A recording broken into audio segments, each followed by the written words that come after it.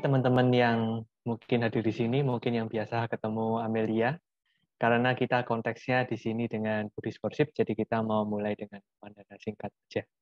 Oke. Saya akan pimpin.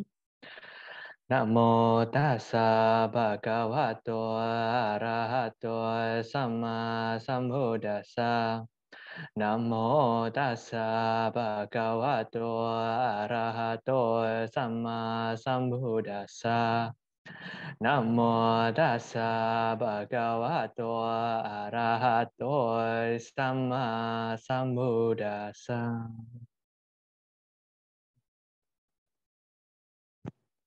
Oke. Jadi hari ini kita mau bahas tentang mindfulness untuk overthinking, untuk anxiety, gitu ya. Yang biasanya memang satu paket, gitu. Oke, sebelum mulai mungkin aku kasih background aja ya.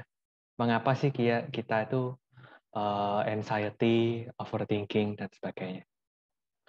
Yang pasti adalah kalau kita cemas, kalau kita overthinking, itu bukan kesalahan kita pribadi. Begitu. Ini yang penting untuk diingat. Karena kadang kita merasa, oh kenapa aku cemas ya? Kenapa aku overthinking?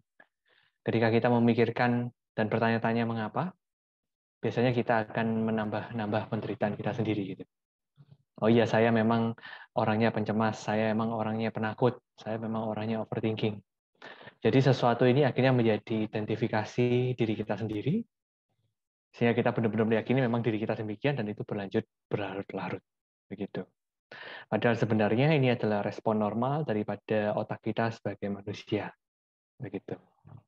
Kalau dikaitkan dengan misalnya ajaran apapun gitu ya sebenarnya, atau mungkin yang paling dekat sekarang di ajaran Buddha gitu ya, di mana dikatakan bahwa kita terakhir sebagai manusia saja gitu, pasti sudah ada tanha gitu. Pasti ada loba, ada dosa gitu ya, atau dosa atau moha. Di mana kalau ada dosa atau dosa berarti kita cenderung akan tidak suka gitu kalau kita bertemu yang tidak kita sukai. Dan kita juga nggak suka kalau yang kita sukai itu nggak ada gitu atau pergi dari kita. Kemudian kalau loba ya itu, jadi kita selalu mau yang kita sukai gitu ya. Tapi kalau misalnya bertemu yang tidak sukai kita nggak mau. Dan semuanya didrive oleh yang namanya tanda. Yaitu tanda itu apa? Dorongan. Gitu ya. Dorongan untuk menolak dan menggenggam. Begitu ya.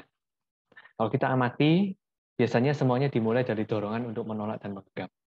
Sehingga akhirnya muncul kecemasan, muncul overthinking gitu ya, muncul rasa takut gitu ya. Biasanya apa? Kalau kita cemas kan kita biasanya berpikir gitu, overthinking tentang sesuatu yang tidak mau kita hadapi. Kalau kita muncul rasa takut sama, kita merasa bahwa ada sesuatu yang tidak mau saya hadapi ini. Jadi saya mesti memikirkan bagaimana saya bisa tetap mempertahankannya. Begitu. Jadi yang poin di sini adalah kita berusaha mempertahankan sesuatu yang sebenarnya mustahil untuk dipertahankan. Gitu. Misalnya kita mempertahankan pengalaman menyenangkan. Berarti seberapa lama sih sebenarnya kita merasa bahagia? Bahkan sudah diteliti bahwa emosi itu hanya bertahan selama 90 detik. Gitu ya.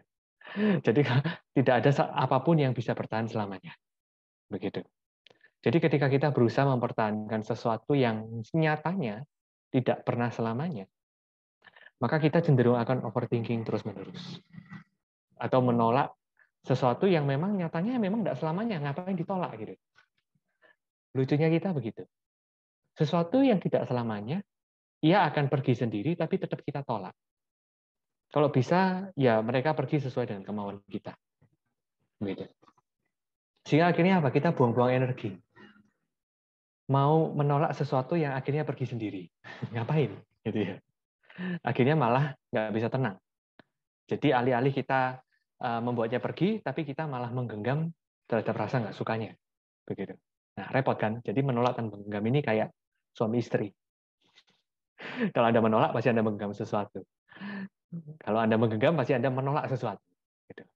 Jadi suami istri, menolak dan menggenggam. Oke, maka dari itu kita sekarang mau belajar meditasi singkat. untuk mengalami semuanya apa adanya. Kita mengizinkan untuk tidak mengintervensinya. Oke. Jadi silahkan teman-teman bisa bawa tubuh dalam postur yang nyaman. Anda boleh bersandar atau tidak bersandar, tetapi bawa tubuh tetap tegak, kedua mata beristirahat, lalu dengan intensi yang jelas, membawa kesadaran untuk hadir di sini saat ini. Sadari postur duduk yang terjadi saat ini. Sadari posisi duduk di mana Anda sedang berada saat ini.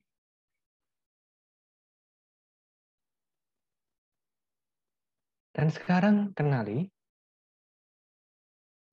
apakah di saat ini muncul pemikiran yang mungkin berupa suara, bayangan-bayangan.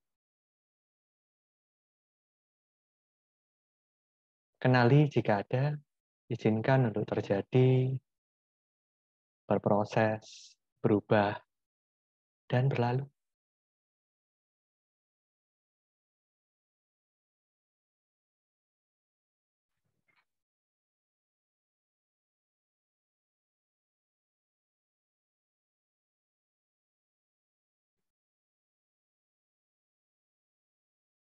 Dan kemudian setelah muncul buah-buah pikir, mungkin muncul emosi dan perasaan.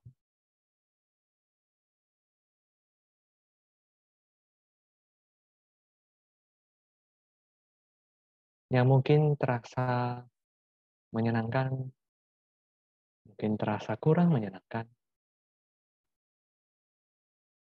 Sekedar kenali, izinkan untuk terjadi, berproses, berubah, dan berlalu.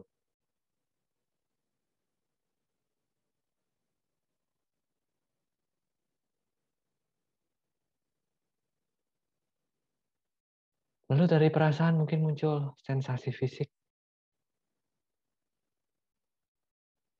Mungkin di beberapa bagian anggota tubuh yang mungkin terasa nyaman atau mungkin kurang nyaman. Tidak mengubah apapun,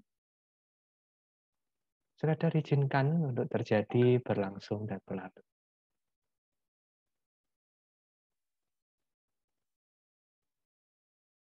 Apapun pengalaman sensasi fisik, tidak ada yang keliru, izinkan untuk mengalami.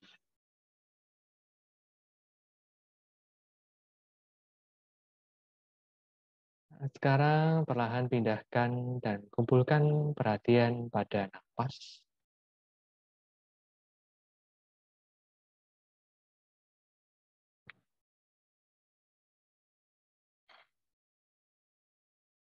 Mengalami napas sebagaimana adanya. Tidak perlu diatur-atur.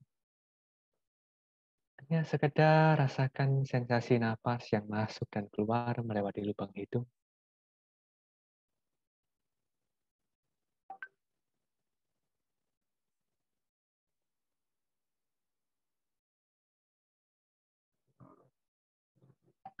Dan mungkin juga merasakan sensasi daripada dada dan perut yang mengembang dan mengembis.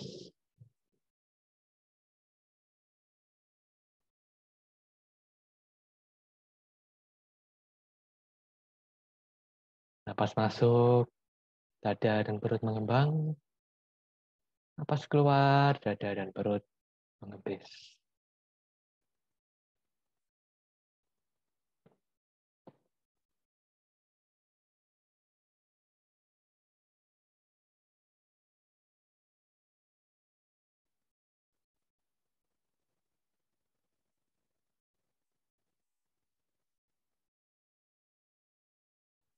Dan sekarang perlahan luaskan kesadaran yang telah terbangun dari napas ke seluruh tubuh dan seluruh pengalaman batin.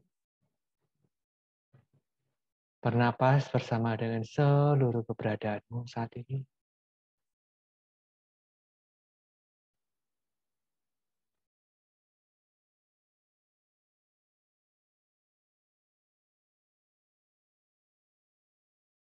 Kenali kesadaran yang meluas, barangkali juga meluaskannya ke ruangan yang terasa di sekitar. Dan jika muncul pemikiran, emosi, izinkan saja. Kita hanya beristirahat di luasnya kesadaran yang seperti angkasa. Pikiran-pikiran, emosi-emosi hanya seperti awan-awan yang berlalu, berubah. Angkasa tidak terganggu oleh awan-awan.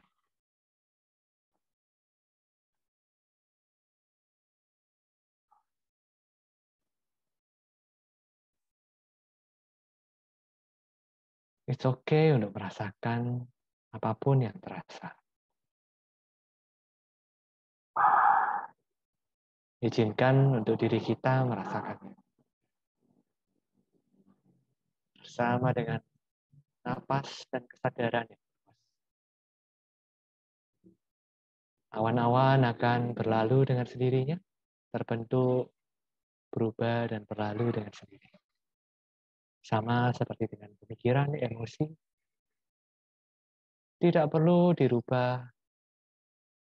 sekedar izinkan mereka untuk berproses bagaimana adanya.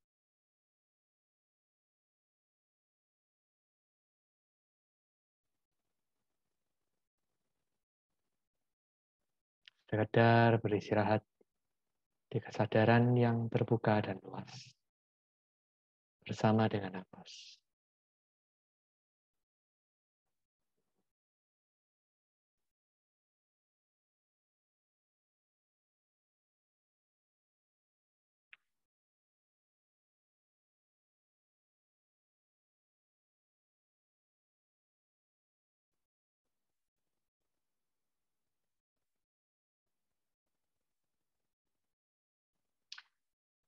Nah, sekarang perlahan pindahkan perhatian, kumpulkan pada area permukaan wajah. Sadari sensasi apa yang terasa di wajah. Dan sekarang kerucutkan hanya pada kelopak mata. Dan dengan intensi yang jelas, perlahan buka kembali kedua kelopak mata. Membawa perhatian terjangkar pada visual apapun yang terlihat di depan mata. Dan sekarang luaskan kesadaran pada apapun yang terlihat di hadapan mata saat ini.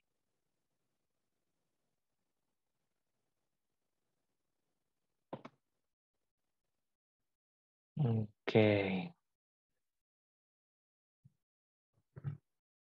Kalau teman-teman yang mau sharing tadi, bagaimana pengalamannya selama meditasi 5 menit lebih tadi? Bagaimana? Mungkin bisa ditaruh di chat box kalau misalnya nggak mau open mic. Silakan tulis di chat box apa yang dialami. Adakah perubahan sebelum dan sesudah?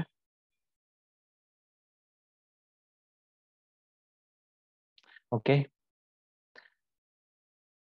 Saya undang beberapa teman untuk on cam dong, mungkin teman-teman di suara sih. Ya nih, kita on cam. Suaraku langsung berubah nih, Hendrik. Nah, Habis keren. meditasi langsung suaranya berubah. Iya, lebih kalem nih, loh. Lebih kalem. Hai Cilina, hai Rian. Thank you sudah on cam. Buat teman-teman Halo. lain juga ya, kita on cam biar makin seru nih ngobrolnya sama Hendrik. Dan sama aku juga. Iya, nanti teman-teman Malam ditemani Syahdu. sama Amel mulai 7:30. Jadi saya cuma sisa 8 menit gitu. Aku ingat hari ini Hendrik. Oke, thank you banget buat Amel yang udah bisa nemenin ya untuk 1/2 jam mulai 7:30. Nah, sekarang mungkin aku akan sharing sedikit soal meditasi tadi. Gitu ya. Meditasi tadi kalian bisa lakukan di mana saja. Yang tadi kita lakukan adalah jika ada pemikiran, ada emosi gitu ya, misalnya pada saat kalian cemas, overthinking dan sebagainya, Tidak perlu dianggap terlalu personal, begitu. Karena itu bagian daripada ya memang pengalaman Anda sebagai manusia. Gitu. Otak Anda dan otak saya, otak Amel, gitu, semuanya sama. Gitu. Nggak ada bedanya. Kalau ketemu macan ya kita semua takut, gitu misalnya. Gitu. Tapi kita bisa sama-sama belajar, gitu. Dan cara belajar kita juga sebenarnya bisa lewat mindfulness. Nah, belajarnya bagaimana? Adalah mengenali bahwa emosi, pemikiran, semuanya itu bukan sesuatu yang personal, dan mereka akan berubah dengan sendirinya. Begitu. Jadi daripada kita berusaha mengubahnya, sebenarnya kita malah menambah rasa cemas dan takut. Gitu ya. Kita nggak mau rasa takut, kita mau takutnya berubah. Hasil kita takut terhadap rasa takut. Gitu ya. Ada cemas, tapi kita nggak suka cemas, kita mau melenyapkannya, jadi kita cemas kalau ada cemas. Jadi itu bukan solusi. Gitu ya. Jadi mengubah sesuatu, yaitu emosi dan pemikiranmu, ternyata tidak terlalu membantu. Gitu. Yang ada adalah kita menambah pemikiran dan menambah emosi. Terus lakuinnya apa gitu? Kalau meditasi atau meditator yang sudah guru-guru besar itu biasanya mereka akan bilang do nothing. Gitu. Ya kenyataannya memang do nothing gitu. Dalam artian apa? Bukan berarti Anda ngelamun, tidak. Bukan berarti Anda santai-santai. Tapi di sini do nothing adalah berarti Anda tidak bergerak meski ada pemikiran dan emosi. Anda hanya diminta untuk mengamati. Yang dimaksud bergerak di sini apa? Bergerak di sini adalah kita bergerak untuk mengikut emosi dan pemikirannya. Misal saya mikir overthinking gitu ya, waduh iya tadi kenapa ya saya bikin kerjaan kok jelek banget. Ya jangan-jangan ya saya memang begini ya, soalnya dari dulu saya dimarahin untuk hal yang sama deh gitu ya. Jadi kayaknya ini kalau nggak cocok ya, terus gimana ya nanti kalau aku nggak kerja di sini lagi, nanti siapa yang mau biayain orang-orang ini gitu. Jadi ceritanya berkembang. Gitu kan? Dan kita nggak sadar kita hanyut. Itu yang dimaksud bergerak. Kita bergerak terhadap apapun yang kita kenali bergerak di sekitar kita. Gitu. Jadi akhirnya apa? Kita nggak pernah berhenti. Pada saat kita nggak pernah berhenti, maka akhirnya lama-lama bisa kebacut gitu. Maksudnya kebacut apa? Berlebihan dalam artian kita selalu bergerak, sehingga ketika diminta diam, kita pun cemas, kita pengen bergerak. Gitu. Nah, apa jadinya kalau yang terjadi pergerakannya itu adalah sesuatu yang luar biasa. Gitu. Misalnya, Anda kerampokan 100 juta. Gitu. Atau tiba-tiba di jalan dijambret. Gitu kan. Apa yang terjadi? Gitu. Maka ketika Anda terbiasa untuk bergerak dan mengikuti semua pergerakan pikiran dan emosimu, maka pada saat Anda dijambret, Anda akan shock luar biasa dan Anda akan merasa bahwa iya saya seharusnya shock. Saya begini, begini, begitu, terus kemudian muncul cerita macam-macam. Iya nanti kalau kartu kreditnya nanti diapain ya? Terus nanti itu tas saya baru beli gitu, maksudnya itu LV, terus kemudian itu diambil orang, terus gimana? Itu rugi berapa gitu kan? Nah itu mulai muncul cerita macam-macam itu. Ya, karena kita terbiasa untuk selalu bergerak, selalu mempertimbangkan, selalu membanding-bandingkan, selalu menimbang untung rugi, gitu ya. Selalu melihat follower siapa yang lebih banyak, selalu melihat like mana yang oke gitu ya. Terus kemudian channel apa yang oke, mana yang nggak oke gitu ya. Kita semua terbiasa untuk itu. Gitu. Sehingga pada saat ada sesuatu yang memantik sedikit saja gitu ya. Misalnya ujian kita nggak bagus gitu ya. Atau kita diajak teman gitu, itu sudah bisa memantik kemarahan gitu. Atau kecemasan, rasa takut dan semuanya. Gitu. Karena kita terbiasa untuk bergerak. Tapi apa jadinya kalau kita terbiasa untuk berhenti? Begitu. Maka hubungan kita dengan semuanya itu akan berubah. Dalam artian apa? Kita tidak lagi melayani pergerakan itu. Kita sekarang oke, kamu mau bergerak oke. Kayak kita lagi mandang di awan-awan gitu ya. Mereka mau bergerak oke gitu. Kita lihat mereka aja seperti bergerak apa adanya. Tanpa perlu kita ngomel sama awan. Awan, hei, kenapa kamu bergerak ke arah kiri? Kan aneh gitu misalnya. Kita nggak bisa protes awan mau bergerak kemana. Gitu ya. Langit juga nggak pernah protes gitu. Awan mau kemana? Gitu. Jadi alih-alih kita protes pemikiran kita mau ke sini ke sana, kita hanya nontonin gitu. Daripada kita membuat cerita-cerita tentang awan tadi, kita hanya nonton sekedar rileks melihat ke langit. Gitu.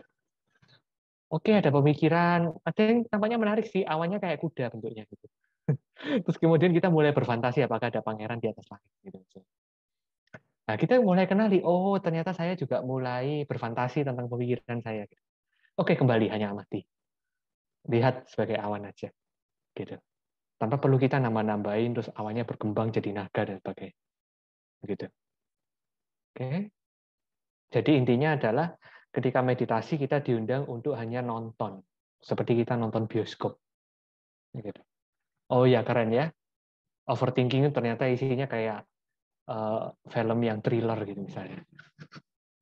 Dan kita merasa kayak ya sudah film thriller gitu kan. It's not me gitu kan. Saya lagi nonton di sini, filmnya di sana. Begitu. Jadi ketika di meditasi kita diminta untuk hanya menjadi penyaksi. Sehingga ketika kita terbiasa dengan ini, akhirnya apa yang terjadi di film itu tidak lagi mengganggu kita. Gitu. Karena kita merasa ya so what gitu. Mereka hanya numpang lewat kok, tidak ada kaitannya dengan aku gitu. Tapi kalau mulai ada kaitannya dengan aku gitu, itu mau jadi masalah gitu. Misalnya Anda nonton film horor, terus kemudian film horornya ceritanya setannya muncul dari TV gitu. Kemudian Anda mulai mikir, oh ya di kos saya punya TV sih gitu. Bentuknya mirip dengan yang di film gitu. Nanti apakah ada setan yang keluar dari TV gitu. Akhirnya stres kan. Karena Anda mulai berpikir bahwa yang ada di film itu berkaitan dengan personalmu gitu. Yang ada di kehidupan nyatamu. Jadi Anda mulai mengidentifikasi. Tapi kalau Anda berhenti mengidentifikasi, namanya film belum tentu benar gitu. Ada berapa banyak TV, masa semua keluar setan? Gitu ya. Nah, kita jadi mulai melihat apa adanya. Oke. Mungkin waktu saya sudah habis. Jadi nanti mungkin bisa dilanjut oleh Amel. Ya mungkin Amel punya perspektif sendiri tentang hal ini. Yang mungkin nanti juga bisa di-sharing. Karena waktunya singkat, saya bisa sharing ini aja. Aku kayak, thank you banget Hendrik. Boleh nanya sedikit lagi nggak? Masih ada waktu nggak untuk nanya? Atau nggak mungkin? Oke, one question deh. Oke, jadi tadi kan Hendrik sempat bilang mengenai untuk tidak menjadikan pikiran itu, jangan take it personally gitu ya, nggak take pikiran itu personally. Apakah bisa misalnya kita bilang bahwa, oke, jadi kalau ada pikiran, kita menganggap itu sebagai sebuah kewajaran gitu. Jadi kayak, oh emang pikiran dia memang bisa bikin cerita thriller atau horor, tapi itu ya itulah kerja pikiran, nggak apa-apa juga gitu. Kira-kira gitukah di dunia nyatanya? Kalau seandainya habis ini ada overthinking gitu. Ya kurang lebih seperti itu. Jadi hanya pengalaman-pengalaman di pikiran yang belum tentu nyata gitu ya. Karena sebenarnya sangat susah bagi imajinasi untuk benar-benar kejadian sesuai dengan kenyataannya gitu. Misalnya nih, saya pernah bayangin di acara, saya bikin acara yang hadir 300 orang. Gitu, udah full book misalnya gitu ya. Saya bayangin kursinya tuh penuh sampai belakang gitu. Terus pada saat harinya enggak gitu. Ada yang bos-bos. Gitu kan. Padahal semua misalnya udah konfirmasi mau datang gitu misalnya. Ya, tapi enggak. Pasti gratis acaranya. Mungkin juga gitu. Nanti kebetulan bayar gitu, kan. Oke. Itu persepsi itu barusan. Nah, sesuai kan. Nah, biasanya sangat susah sebenarnya imajinasi kita persis, cuma memang hampir penuh gitu. Benar ya, memang hampir penuh gitu. Terasa kalau kita lihat dari jauh, ya penuh gitu. Tapi kalau kita lihat dekat, enggak gitu loh. Nah, sangat susah sebenarnya apa yang kita bayangkan itu sesuai dengan kenyataan sebenarnya. 100% gitu, susah. Gitu.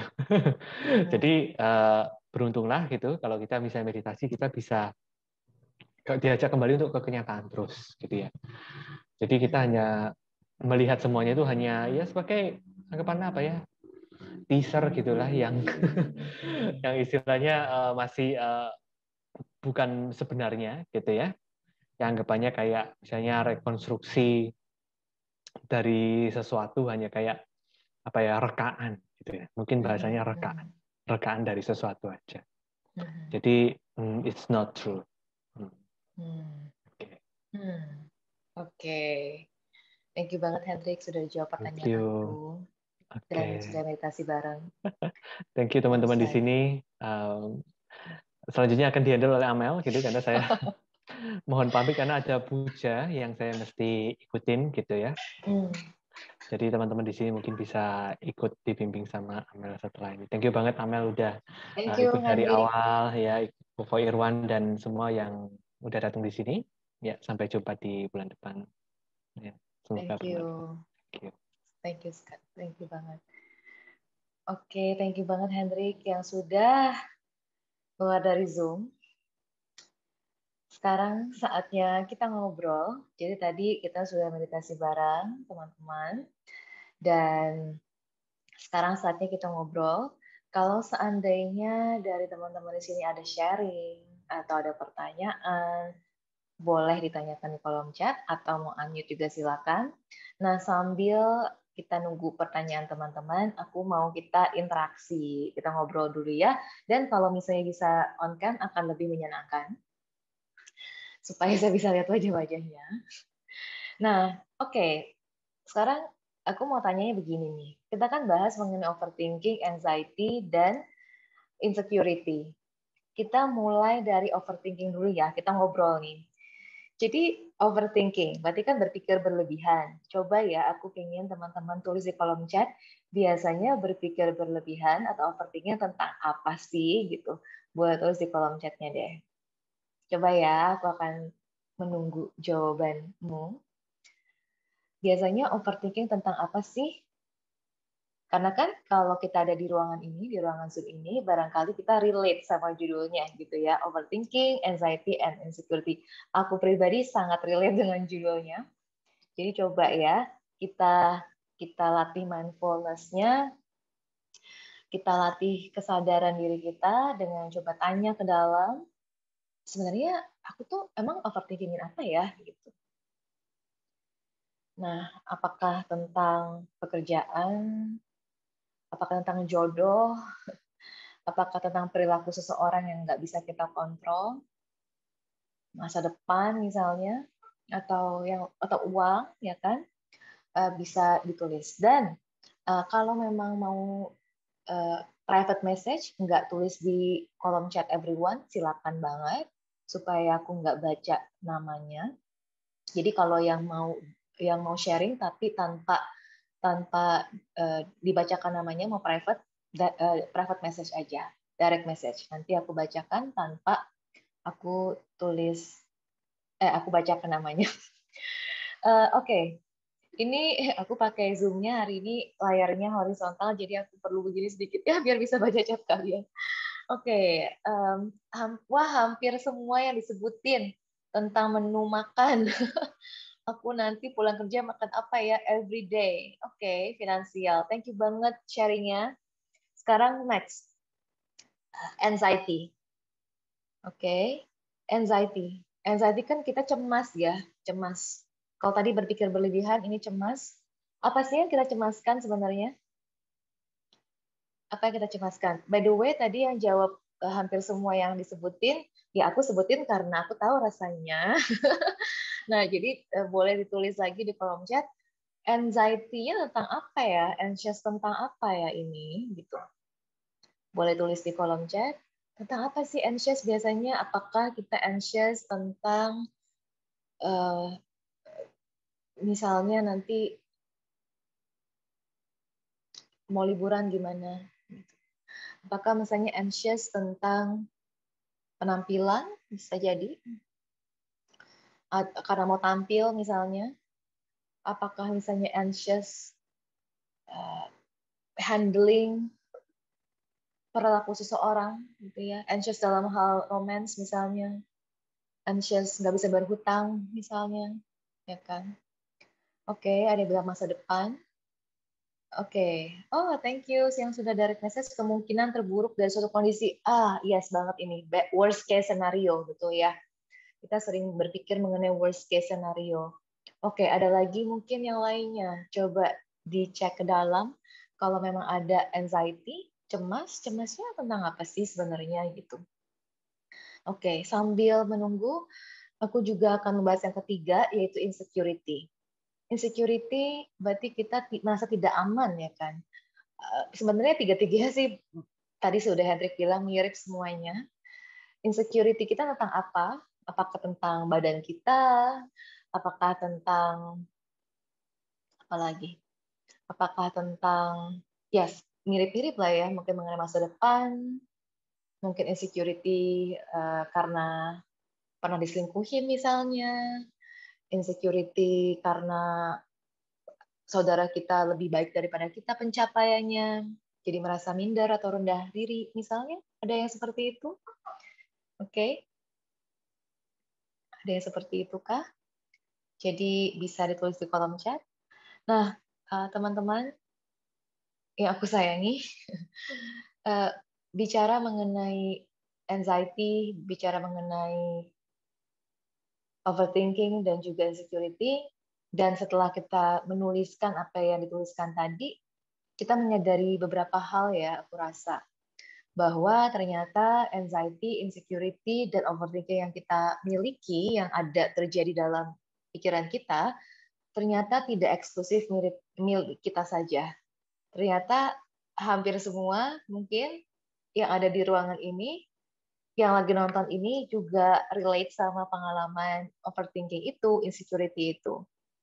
Sehingga sebenarnya seperti yang tadi kita bahas ya, bahwa overthinking, anxiety, dan insecurity itu sifatnya normal, wajar gitu sebagai manusia. Selagi kita masih jadi manusia, akan adalah rasa takut, cemas, dan sebagainya. Nah, aku mengundang sekali kalau ada yang mau bertanya. Kalau ada yang mau bertanya, silakan tulis di kolom chat. Aku akan coba kita sharing bareng, ya. Kita sharing bareng-bareng. Silakan banget kalau ada yang mau bertanya di kolom chat, atau mungkin unmute juga boleh. Nah, aku mau cerita sedikit tentang pengalaman pribadi aku supaya teman-teman hopefully bisa lebih terbuka lagi dan bisa siapa tahu bisa relate dengan cerita aku. Jadi aku akan bahas mengenai ya itu dia overthinking, anxiety, dan insecurity. Beberapa waktu yang lalu teman-teman, aku merasa bahwa gini nih ya, aku merasa bahwa sekian lama gitu aku berprofesi seperti ini, aku belajar gitu ya. Aku kemudian suatu titik gitu ya, karena beberapa trigger, aku kemudian bilang sama diri aku waktu itu gitu, bahwa ih kenapa sih Mel gitu, kenapa sih Mel kok nggak pinter-pinter ya gitu, kok nggak bener-bener sih, kenapa sih masih harus cemas gitu. Iya, oke. Apa lebih baik aku ini ya, mengganggu nggak kalau aku ini nih? Tadi aku dapat baru lihat PA. Aku giniin aja gimana? Tadang, sebentar. Nah, giniin aja kali ya supaya nggak miring. Gimana? Ko Irwan gimana Ko Irwan? Apakah lebih baik kalau begini? Karena aku tadi sengaja miringin. Aku pikir itu membantu, tapi ternyata mungkin malah enggak ya. Oke, semoga begini lebih baik. Oke, nah jadi oke, thank you. Sudah sudah aman ya. Oke, nah jadi teman-teman, aku ngerasa somehow kayak merasa praktek aku gagal nih ya. Aku kenapa sih harus terus hidup dalam ketakutan gitu? Kenapa ya aku tuh nggak bisa hilang ya cemas gitu? Jadi aku aku ada momen-momen seperti itu gitu. Dan kemudian aku suatu malam aku tiba-tiba teringat gitu akan pelajaran yang paling basic gitu, bahwa semakin aku mau buang, semakin aku merasa aku perlu do something terhadap anxiety-ku, you just trying too hard gitu kira-kira. It doesn't work gitu ya, itu nggak akan membantu dan itu malah memperparah gitu.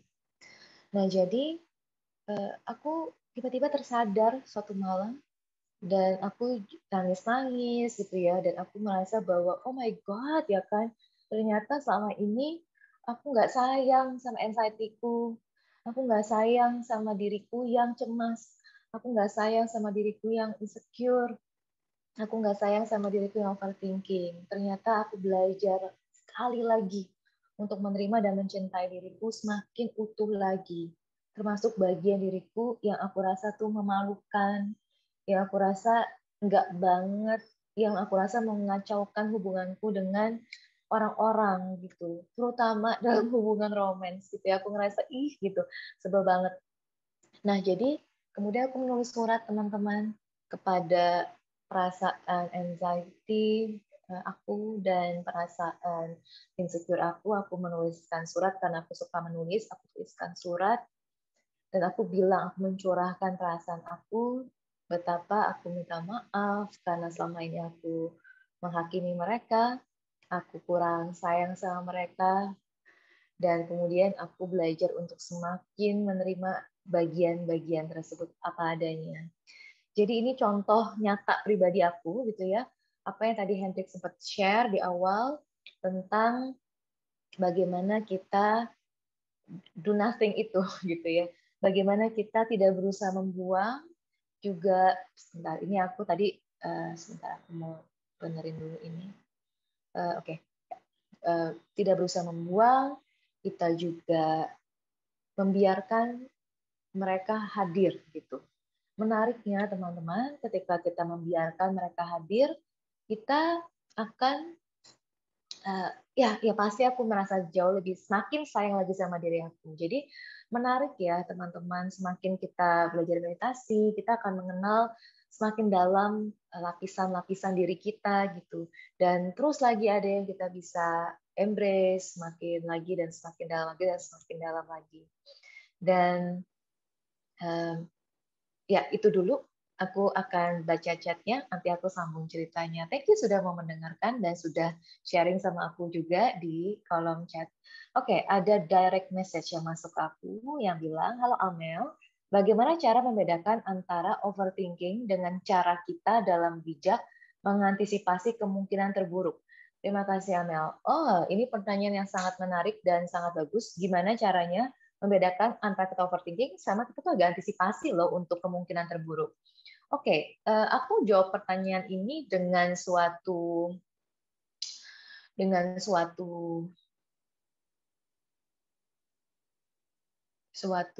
ya, dengan suatu bukan teori ya, tapi mungkin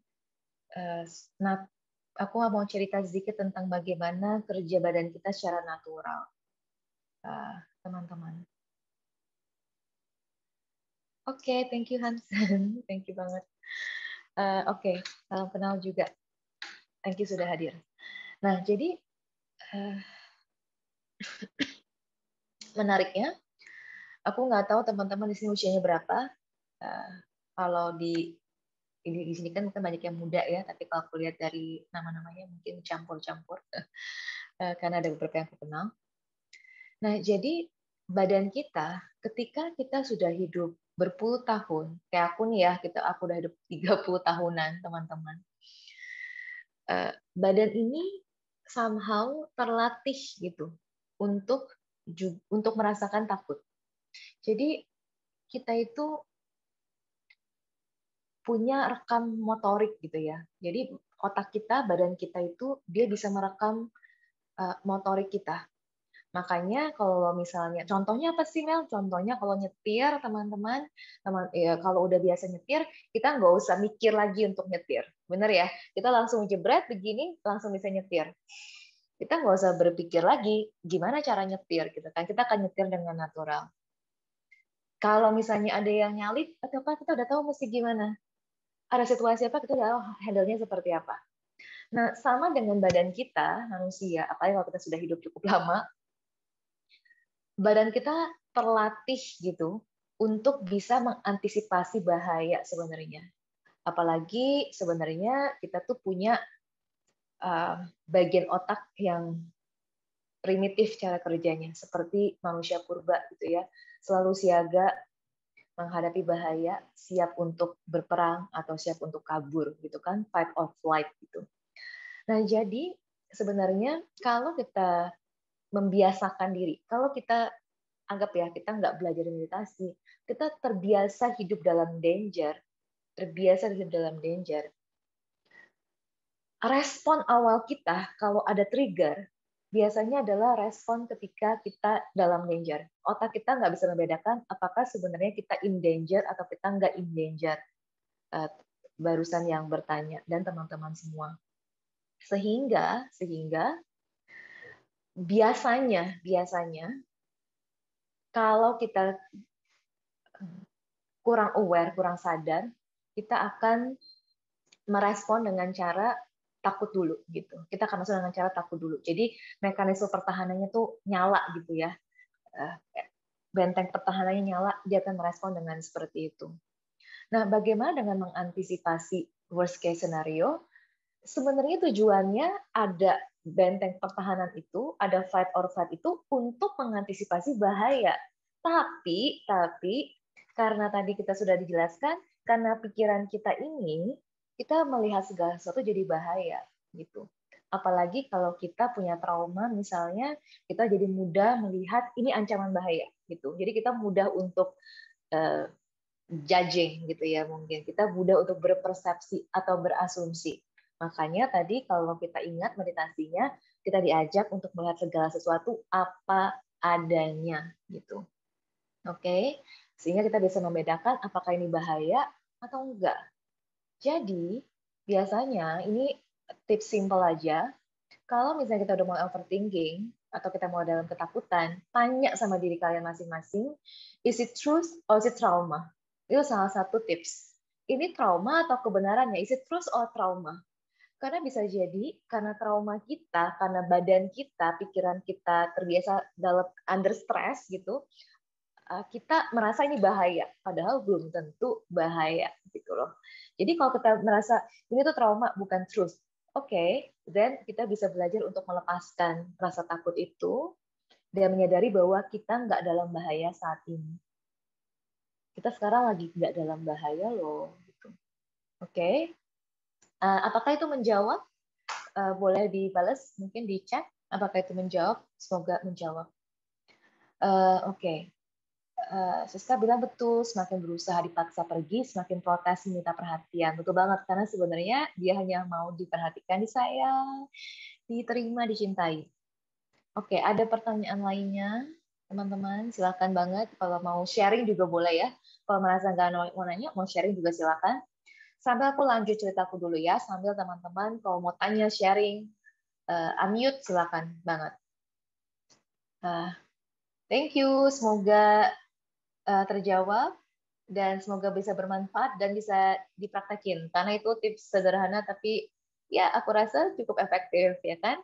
Nah, aku lanjut lagi. Jadi teman-teman karena proses tersebut ya, proses hidupku kemarin ini gitu,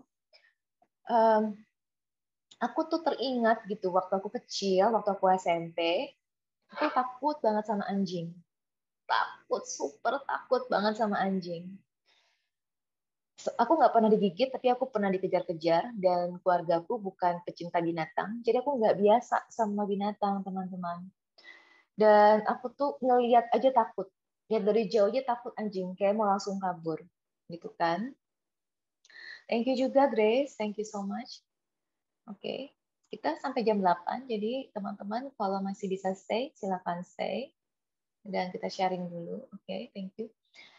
Thank you yang sudah hadir. Nah, jadi aku takut banget sama anjing waktu SMP, sehingga aku merasa bahwa, ini kenapa ya aku takut sama anjing? Dan kemudian, ini aku rasa waktu SMP itu aku nggak tahu kenapa aku bisa berpikir gitu, tapi aku rasa keren juga gitu waktu SMP, waktu masih lebih muda. Kemudian tahu nggak apa yang aku lakukan, teman-teman? Aku pelihara anjing. Aku pelihara anjingnya gitu. Jadi aku punya teman yang punya anak anjing banyak gitu ya. Aku minta satu, kemudian aku pelihara. Dan teman-teman bisa tebak dong apa yang terjadi. Coba tebak di kolom chat. Atau unmute juga boleh. Bisa tebak apa yang terjadi ketika aku pelihara anjingnya. Coba nih, aku mau tahu. Apa kira-kira yang terjadi sama aku ketika aku mulai memelihara anjingnya. Karena kan aku takut banget ya sama anjing sebenarnya, awalnya. Oke. Coba. Coba bantu aku untuk jawab, biar kita semakin hangat diskusinya. Apa sih kira-kira teman-teman, atau if you were in my position, kalau teman-teman di posisi aku, kira-kira akan gimana ya ngelihat anjingnya? Berhadapan dengan anjingnya atau harus melihara anjingnya? Coba deh, aku dibantu jawab. Oke. Oke. Oke. Nah, jadi teman-teman, thank you Verlin. Kewalahan, nggak tahu harus apa karena belum pernah, bener banget, bener aku kewalahan. Dan aku awalnya takut juga karena mesti megangin babynya, papinya tuh masih kecil banget kan, masih banyak apa tuh namanya tulang-tulangnya berasa banget gitu ya. Nah, jadi awalnya ya bingung dan takut gitu. Tapi seperti yang teman-teman bisa tebak, lama-lama aku jadi biasa. Dan lama-lama aku bisa berani sama anjing. Dan sekarang aku bisa aja kalau main sama anjing, aku bisa sekarang. Mau besar, mau kecil, aku bisa. Nah, jadi aku merasa bahwa pengalaman itu membuat aku berpikir nih kemarin ini, baru-baru ini, aku lagi berpikir bahwa apa ya, ketakutan aku gitu. Kenapa ya aku perlu hidup dalam ketakutan? Apa ya ketakutan yang aku masih perlu hadapi? Dan aku merasa di adult life aku sebagai orang gede ini, aku ngerasa bahwa di puncak piramida ketakutan aku, di physical life ya, ya boleh bilang ketakutan yang paling besar aku adalah, atau nggak apa teman-teman, ini mungkin agak memalukan, tapi aku bilang aja, yaitu berenang. Jadi aku juga takut banget sama berenang, karena aku nggak biasa berenang, dan aku waktu kecil nggak pernah diajarin berenang. Pertama kali berenang itu langsung kelelep-kelelep gitu kan. Nah, jadi teman-teman, aku melakukan hal yang sama seperti yang aku lakukan waktu aku kecil. Akhirnya aku belajar renang gitu.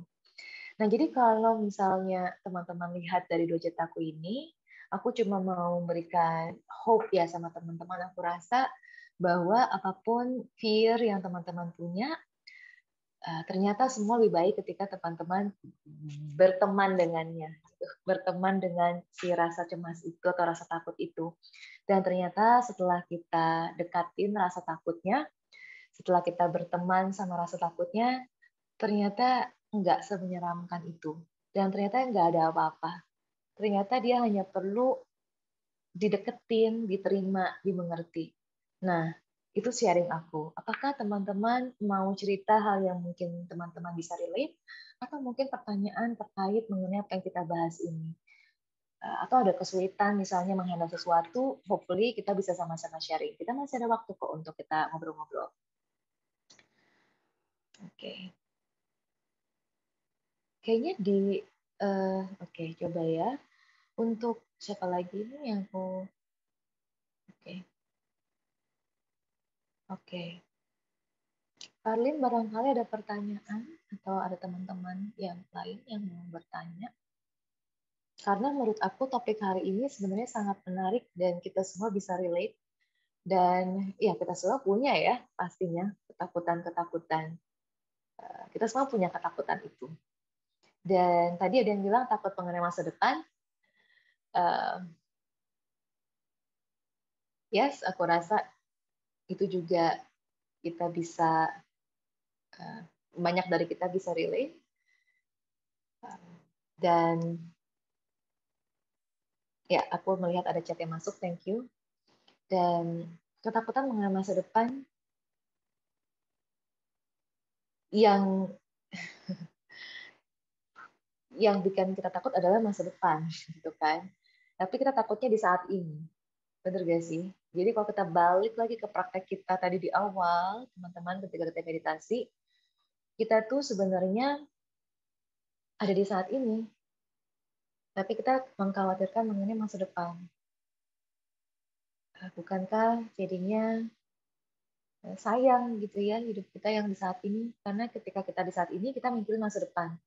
Nanti ketika kita di masa depan, which is adalah masa depan kita nanti adalah saat ini, kita mikirin lagi masa depan. Jadi kita nggak benar-benar hidup dong, karena kita mikirin terus masa depan.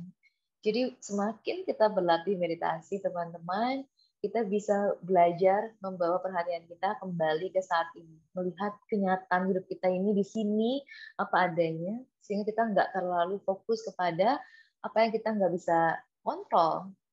Dan menariknya, teman-teman, sebenarnya ketika kita melihat sisi lain dari uncertainty, ketidaktahuan, uncertainty can be very exciting loh gitu. Kalau semuanya bisa diprediksi, nggak seru lagi kan? Nah, jadi melihat uncertainty dari sisi yang lain.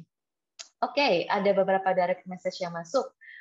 Gimana cara simple mengelola insecurity yang muncul saat kita tidur atau mau tidur maksudnya. Mungkin saat kita mau tidur ya. Insecurity yang muncul saat kita mau tidur. Cara simpelnya adalah meditasi sebelum tidur. Meditasilah sebelum tidur.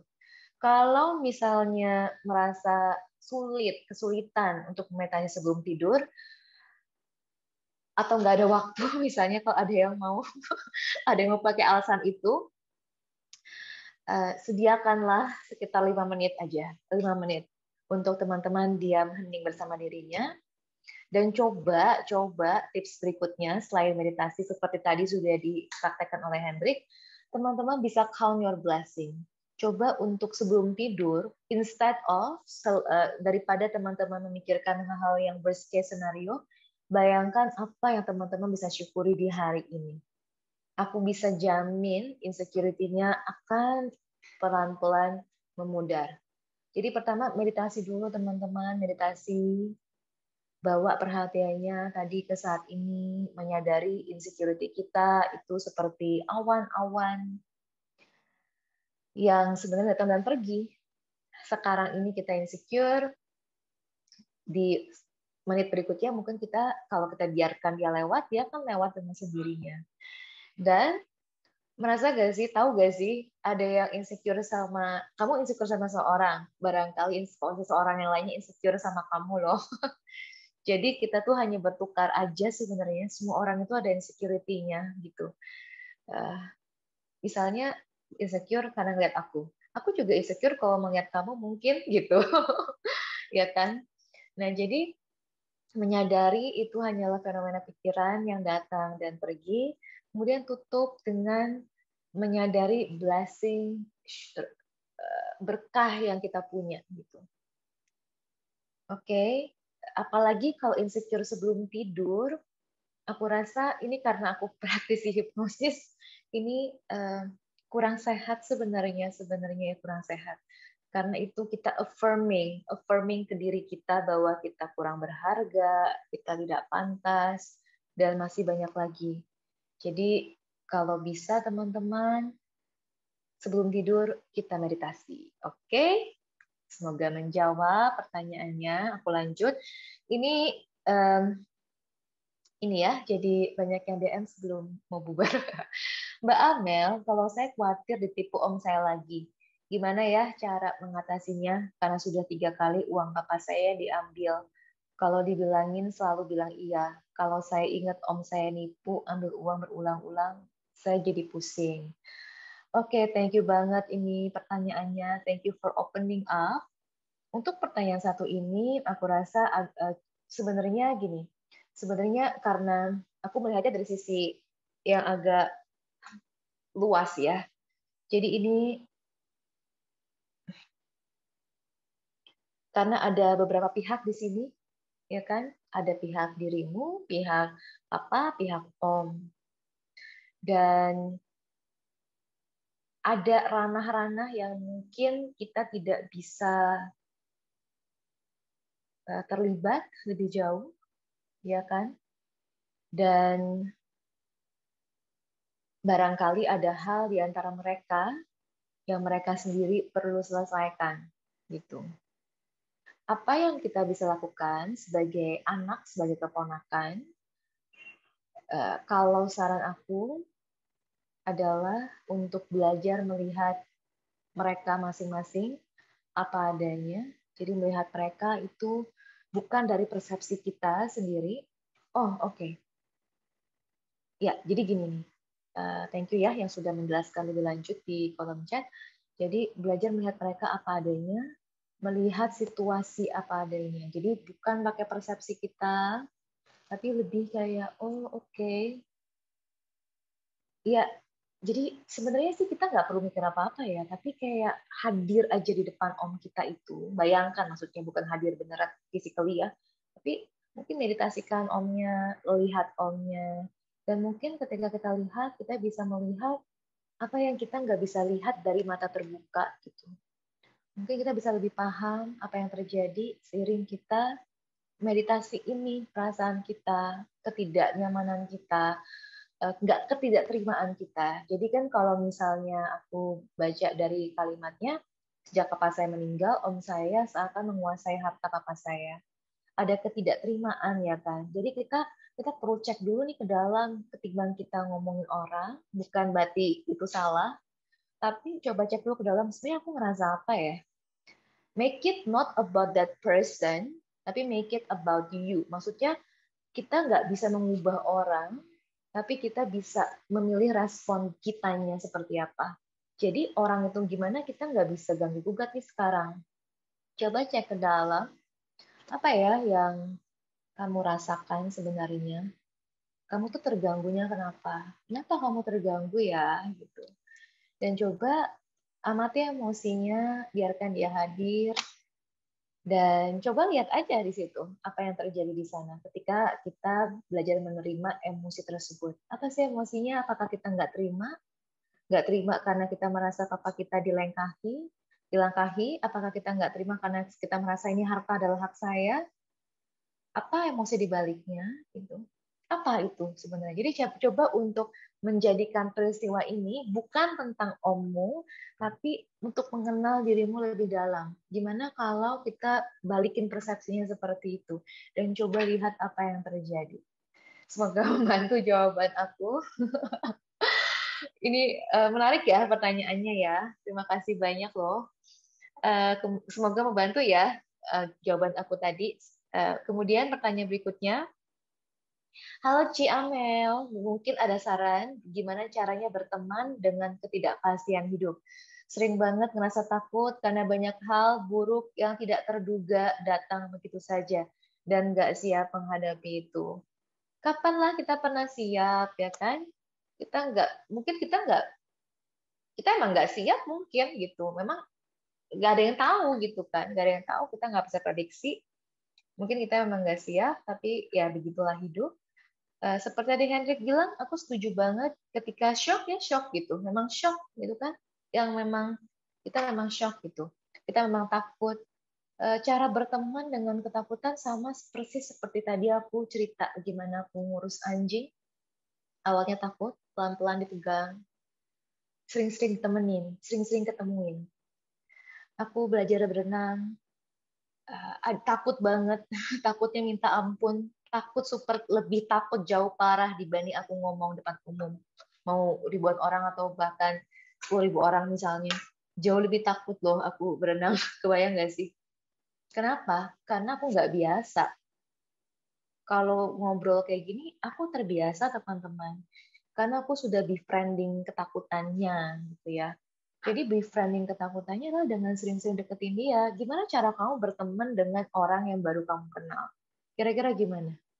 Persis seperti itu kan ya. Kita nggak ada judgement, kita sayang, kita menemukan kesukaan pada dia gitu. Kita pengen cari tahu tentang dia, kita terbuka, ya kan? Kita curious, kita kind sama orang yang kita baru kenal ini. Nah, jadi coba lakukan hal yang sama kepada dirimu sendiri, kepada ketakutan itu. Oke? Jadi coba untuk deketin dia, sering-sering deketin dia, sering-sering justru bawa ke dalam meditasi. Ingat, semakin kita mau buang rasa takutnya, semakin nanti jadi takut, makin takut. Jadi daripada kita makin takut sama ketakutan kita atau marah sama diri kita yang takut, kita coba justru untuk kita sering-sering deketin ketakutannya. Hari ini baru berani dikit, kayak nyemplung ke kolam renang aku loh. Pertama-tama gurunya tuh nggak langsung ngajarin pluk gitu, nggak. Pertama-tama gurunya ngajarin apa? Pemanasan di darat. Kemudian gurunya ngajarin apa tuh nggak teman-teman? Basahin shower, mandi shower dengan pakaian tentunya. Kemudian baru masuk ke kolam renang. Kemudian belajar bernafas hanya semulut doang. Terus belajar bernafas sampai ke sini. Terus belajar bernafas sampai ke sini. Lama-lama nyemplung ke sini. Kemudian baru diajarin gerakan lainnya. Pelan-pelan teman-teman, nggak harus buru-buru.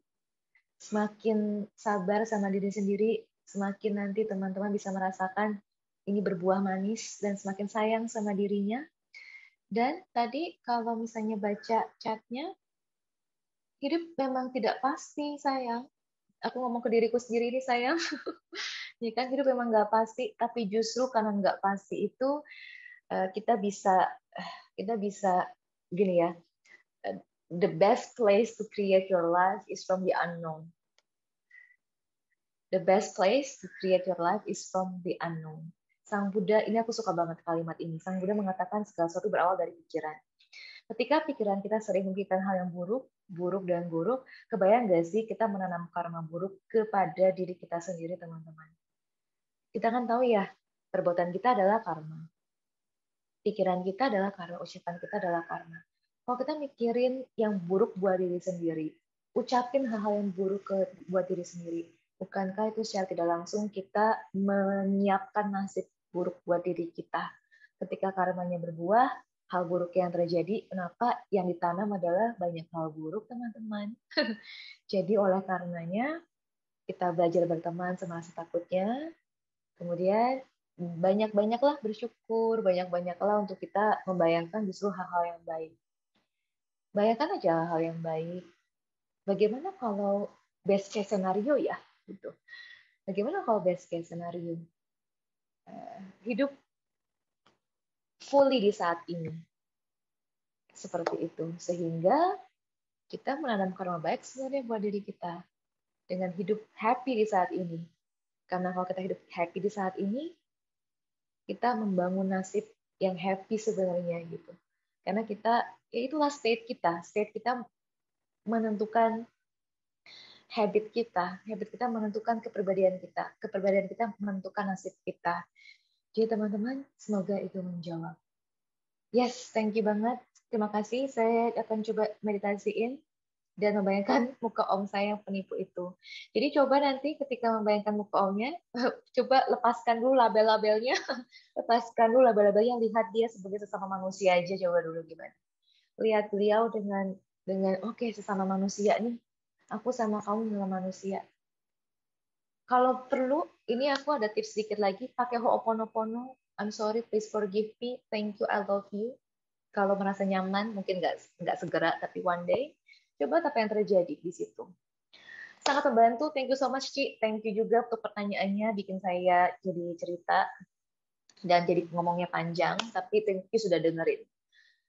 Terima kasih banyak teman-teman. Untuk menutup perjumpaan kita malam hari ini, aku ingin teman-teman menuliskan di kolom chat, ya kan? Tulis kolom chat, apa intensinya kalau gitu sekarang, setelah kita belajar tadi sama Hendrik, setelah kita tanya jawab tadi panjang lebar, setelah kita dengerin semua cerita, apa intensimu terhadap dirimu sendiri dalam berteman dengan overthinking, anxiety, dan insecurity. Coba jelaskan, tuliskan dalam satu kalimat atau dalam satu kata. Silakan. Aku mau teman-teman tulis. Ini sebagai bentuk kamu dan dirimu, apa yang kalian mau lakukan. Misalnya, aku mau rajin meditasi deh, Ci, misalnya. Atau misalnya, okay, I love myself. I love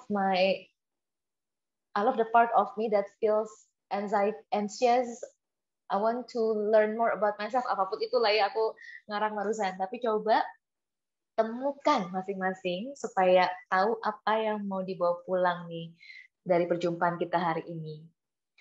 Ho'oponopono ucapkan saat meditasi, ya boleh sesudah meditasi atau sambil meditasi boleh, berapa kali, sampai puas. Sampai puas, coba diucapkan sampai puas, beberapa kali, sampai rasanya enak gitu ya. Kamu tahu kok akan berasa kok, kita perlu berapa kalinya. Oke? Coba teman-teman tulis di kolom chatnya, boleh? Apa intensinya buat dirinya sendiri? Aku memeluk rasa takutku, aku menerima diriku apa adanya misalnya. Coba temukan satu kalimat atau satu kata yang bisa mensimbolkan insight yang teman-teman bisa dapat dari 1 jam ini. Oke? Boleh aku dibantu supaya teman-teman bisa affirming ini untuk dirinya sendiri. membuat sebuah babak baru ya untuk dirinya. Lagi ada tahun baru. Siska bilang lagi meditasi dan melihat diri dengan seksama. This is so beautiful. Thank you. Ada lagi yang mau menuliskan sambil kita menuliskan di sini kan kita jadinya berbagi sama semuanya ya. Mulai belajar untuk melihat cara kita bereaksi terhadap situasi sebagai kesempatan untuk mengenal diri sendiri dan belajar merespon dengan cara berbeda dan lebih baik. Awesome, thank you banget Cecil. Dan Elsa mengatakan mencoba untuk lebih menerima ketakutan dan ketidakpastian sebagai bagian dari hidup. Yes, thank you banget Elsa, thank you. Terus ada lagi yang DM aku, saya mendapat pencerahan gimana saya rilis rasa kesal saya. Beautiful, thank you banget kalau gitu. Aku sangat happy ketemu teman-teman hari ini. Aku terima kasih lagi sudah disimak dari awal, sudah nanya, sudah komen, sudah hadir, sudah nonton. Dan untuk Buddhist Worship dan ada Ko Irwan di sini yang sudah mendampingi kita. Thank you so much. Oh, masih ada chat lagi. Karlin bilang mau lebih sabar terhadap diri sendiri dan orang lain karena proses hidup dan jalan orang beda-beda. Ini benar banget ini. Termasuk diri sendiri ya kan. Kayak kita nggak bisa bandingin kita sama orang karena inilah this is our path and we honor our path. We love ourselves enough to honor this path yang kita punya ini. Apapun naik turunnya. Di saat kita bisa melakukan itu, kita akan merasa sangat dicintai. Bukan oleh eksternal manapun, tapi oleh diri kita sendiri. Dan aku rasa itu sangat indah, teman-teman. Tarlin lalu bilang belajar untuk bisa menerima diri sendiri yang suka overthinking. Yes, thank you. Good, thank you banget semuanya. Thank you banget. Nah, jadi teman-teman terima kasih banyak. Dan Budaya, thank you so much to this worship. Dan yes, dan semuanya, thank you. Thank you semuanya. Terima kasih, Ci. Terima kasih semuanya. Thank you, Ci.